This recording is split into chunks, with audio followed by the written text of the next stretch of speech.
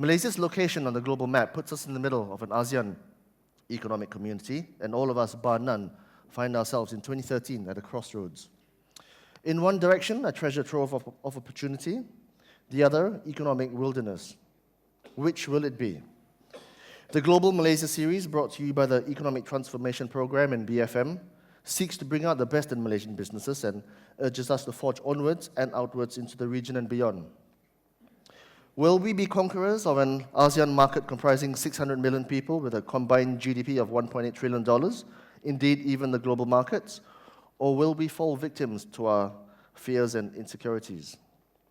In this inaugural issue of the Global Malaysia Series, we have the great pleasure of welcoming Tan Sri Lee or Hian, the Chief Executive of Kuala Lumpur Kepong Berhad. Ladies and gentlemen, KL Kepong, with a market cap of approximately $7.3 billion, started out as a plantation company more than a century ago. Today, through a series of acquisitions, its plantation land bank now stands at more than 250,000 hectares spread across Malaysia and Indonesia. It has also diversified globally, not just into oleochemicals, but also successfully vertically integrating both its upstream and downstream businesses. Through a series of joint ventures and acquisitions in Malaysia, Indonesia, China, and Europe, KL Kepong is today truly a global player in the multi-billion-dollar palm and edible oils industry. We hope that Tan Sri's presence here today will allow all of us in this room to tap his deep pools of wisdom and decades of experience, not just as a planter and entrepreneur, but also as a son and a father, to emerge wiser, braver, and more inspired to conquer this brave new world we find ourselves in today. Tan Sri, thank you for being with us today. Your leadership style has evolved through the years. Do share with us how it has changed through these past few years. First of all, thank you very much, Chuang, for inviting me here for this first inaugural series. I'm very honored. Regarding leadership style, I think the first thing we got to remember is that we are all human beings, So I think it's very important that we treat each other with due respect and fairness. I think that's the first ingredient of being a good leader. I think in the world today, many of us worship celebrity leaders, Sometimes we hear leaders being very dominant, dominating. Some leaders who have absolutely no feelings for their employees. They only care about their golden parachute if something goes wrong or take the company on a very dangerous route. I think that is not the type of leadership that we would like to see, but we would like to see a more consistent leadership that over time brings out the value and the culture that we want to inculcate in a company. The culture of openness, fairness, I think minimize the backbiting of colleagues, of working together. And of course, as usual, there will always be the need for conflict resolutions. For us to, as a leader, you have always to be aware of the conflicts going on within the company and how do you smooth out those conflicts between the employees. But basically, it's the employees that is doing the work for you. But on top of that, I think one has got to have a very good macro view of the industry that you are in. You got to, the leaders got to know a fair amount of details because otherwise it's very hard for you to brainstorm with the employees on the direction, on the issues, on the other thing, and gradually to gain their respect over time. Because leadership, genuine leadership, as they say, respect must be earned and not inherited. And yet in the early days, Tan Sri, and you've told us this offline previously, when you were first into the mantle as CEO, and today, many decades later, your leadership style has evolved from perhaps being a little bit more aggressive in the early days, perhaps a more tempered approach today. Is that necessarily true? Yeah, I think as we grow older, we tend to mellow more. And I think it's very true that when we were young, we were very impatient. We couldn't see we always think that we are always better than the other person because we are more gung-ho. We think we are more wiser. But I think with time, it's the reverse, you know. You tend to spend more time to listen to people. I think that at some point in the past, Tan, you were asked what kept you awake at night. What, of all the dozens and hundreds of things that are sifting through your mind at night before you go to sleep, what keeps you most awake at night?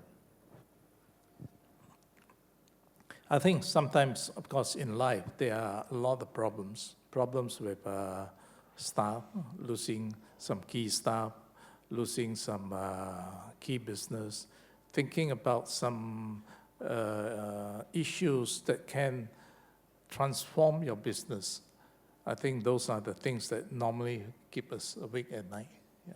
But I must confess that I sleep quite well at night. In your saying, in the past, Tan Sri, that if you look back, and of course, looking back, you always look back with 20/20 vision. But you've said before that if you did, you would do things 300 to 400% different. If you were to do things differently in the past, is there a lesson to be learned for the younger MDs and the younger CEOs in the room today in terms of getting as much right as possible from the get-go? Yeah, I think, of course, with hindsight, everybody can do better. That's true. But I think in the past, for KLK and myself, we certainly have been a little bit too conservative in acquisition. There are some acquisitions that you can afford to miss. You can afford to make mistakes. But there are some acquisitions that will transform your companies. And these are the transforming acquisitions that we should actually pay a lot of attention, and even though we have to pay a premium for it, it will probably worth the effort because we're paying the value because this is going to change your company. So I think this is one of the mistakes that we reflect on in the past. But in order to know this, one have got to have a very good macro view of the industry that you're in, the different players, and much more details about the direction in which you aim the business to grow into. Well, the year is now 2013, and clearly technology has evolved to a point, Tan Sri, where we've got a plethora of data in front of us. We have reams of information from which to make our decision. Should management, younger management especially,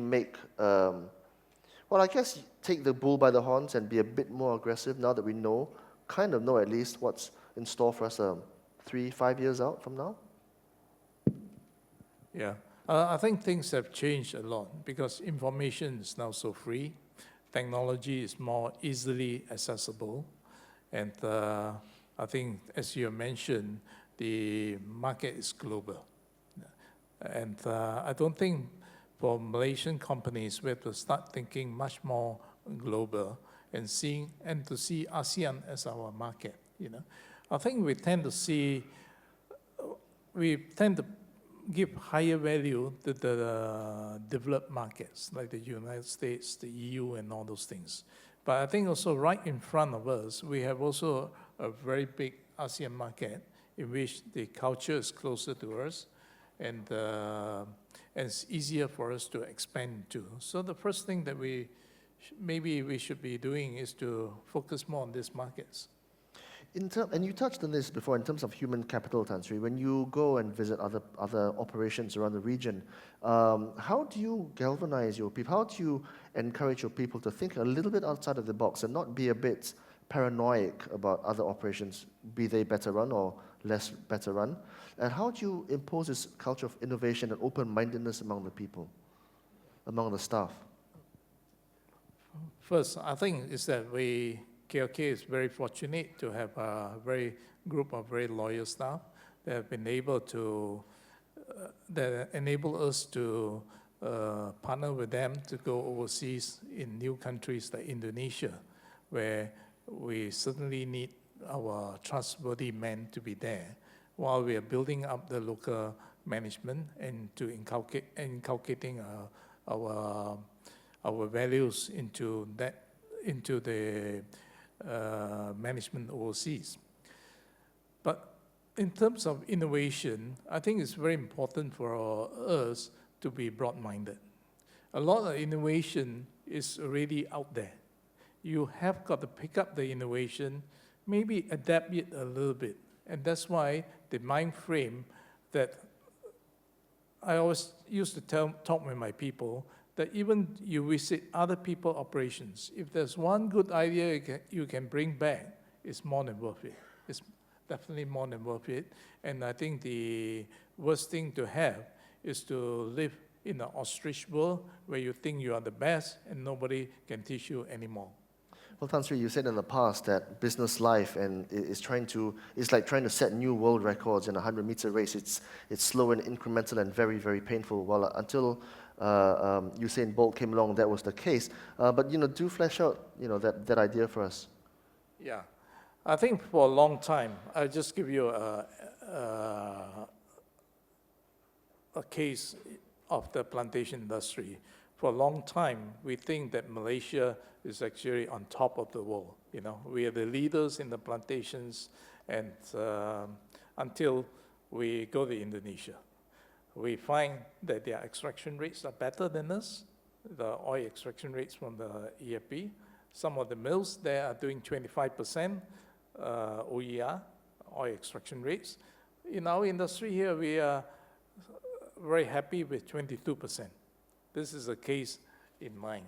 So it's like the 100 meters. Now we know that they are doing 25%, so we have to challenge our people. Why are you still here? What is it that we need to do to bring up to those type of levels? It's like running the 100 meters. Somebody has broken the 10 seconds. The second person to break it is easier than the first one. So we have got to be aware of what other people are doing and challenge ourselves to do much better.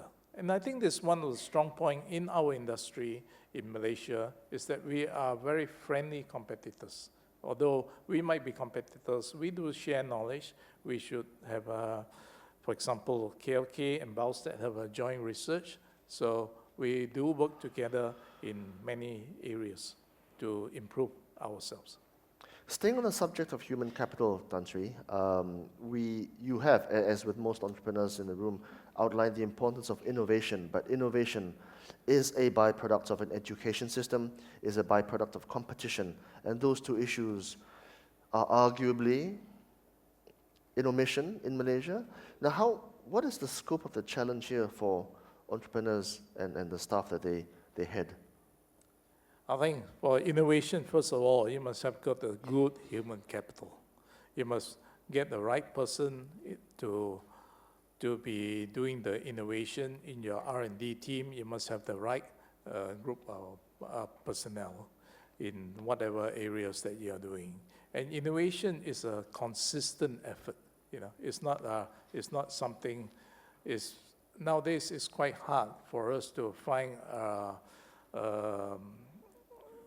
a solution to answer all our problems. So it's a step-by-step improvement most of the time. But cumulatively, you will bring us to be a much more competitive position in the industry.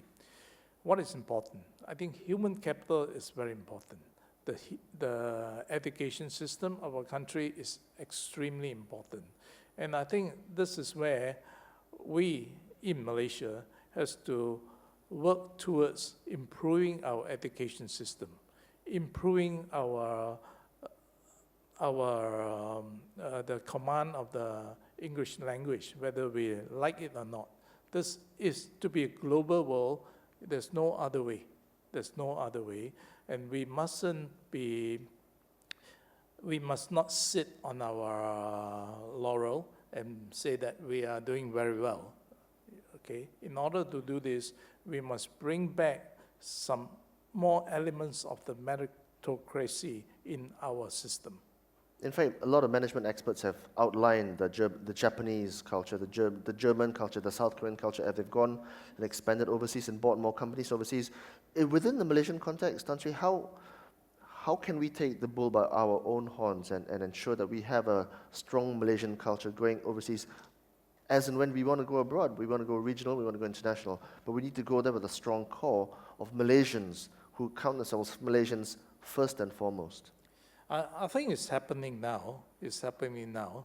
I think Malaysian companies, especially the bigger companies like Sime Darby and the GLCs and some of the other larger capitalization companies are making acquisition overseas, and they are doing very well. Axiata is doing very well, and I think they are bringing a lot of this Malaysian culture, Malaysian values overseas. I think I know that in the People's Republic of China, one of the greatest value of the foreign multinationals are looking for Malaysians and Singaporeans. Why? Because they feel that these are the people that's very trustworthy, very loyal. They have got a certain sets of values that will work, that can, we have a set of values that can understand that is complementary to the multinationals. We have almost the same values as them. So Malaysians are highly sought after to go overseas. We just need to be a little bit more ambitious and not to think that being here is our ultimate aim. And I guess across all cases, Tan Sri, there are some leaders who are broad strokes leaders, there are some leaders who are macro leaders, and there are some leaders who are managers, who are micromanagers. Where do you fall on this needle, Tan Sri?